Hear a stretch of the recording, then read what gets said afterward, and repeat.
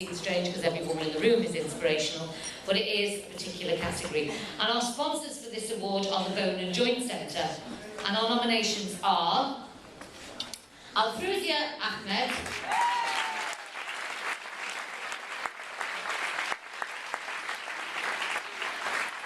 Afroza has set in place a system that saves lives, and it does save lives, and that's the top and bottom of it really.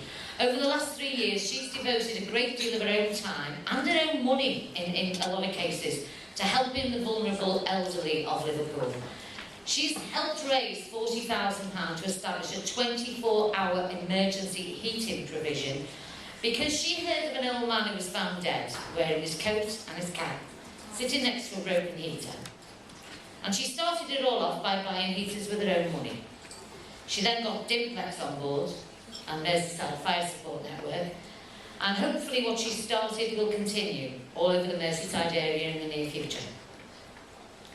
Our next nominee is Sylvia Jones.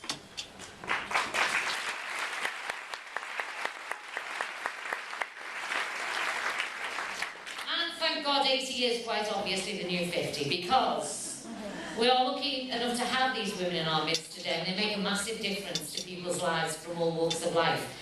As I said before, we've got some who are either 80, close to 80, Sylvia's nearly 80, so she's still quite young really. She's only 79.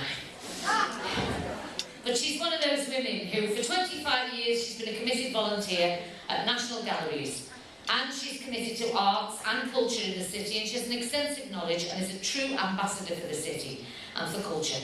Her colleagues at the Walker are inspired by her no end, and she was recognised in 2011 at the Marsh Awards for Excellence in Gallery Education.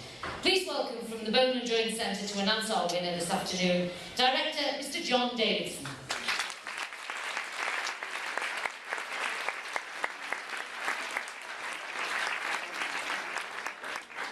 You're a tall fella. Your bones and joints are alright, aren't they, son? You're welcome.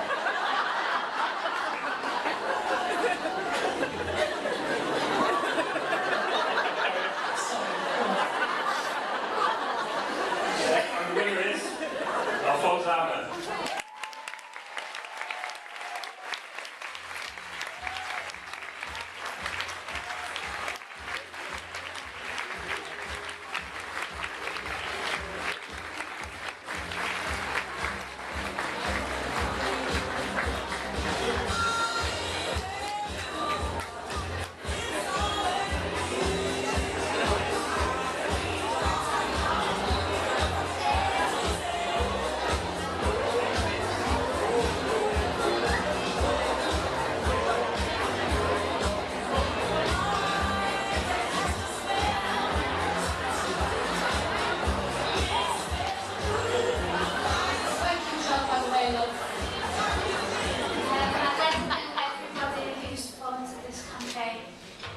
I'd also like to dedicate this award to the lady who actually was burning her kettles on her gas fire.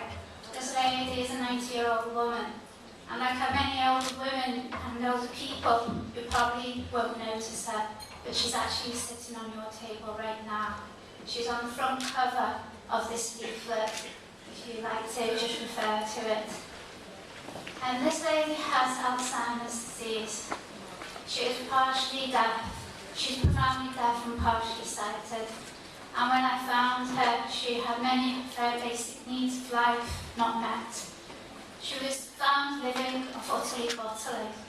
And on a good day, she would have bread and butter, but she couldn't see the mould on her bread. She had no heating in her house except for this gas fire, which she was burning her clothes on because she couldn't see the matches when she was lighting it. She was dropping them because it was burning her fingers. She was also wrapped up in newspaper when we found her, and that was her way of keeping warm at night.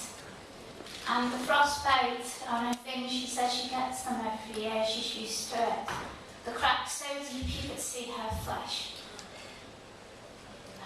I went in to do a risk assessment. This is the third kettle that she had burnt out. I was beside myself because I had to keep her safe somehow. I was in tears coming out of this. And I ran, felt out from the fire service and said, if we don't help, she will die. I'm certain of it.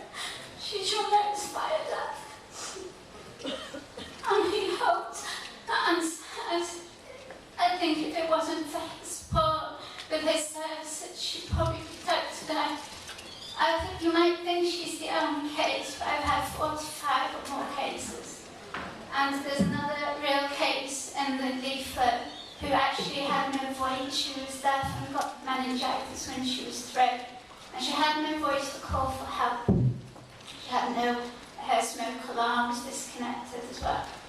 So these are trying to protect the most vulnerable people in our community, and they are surviving because of this service.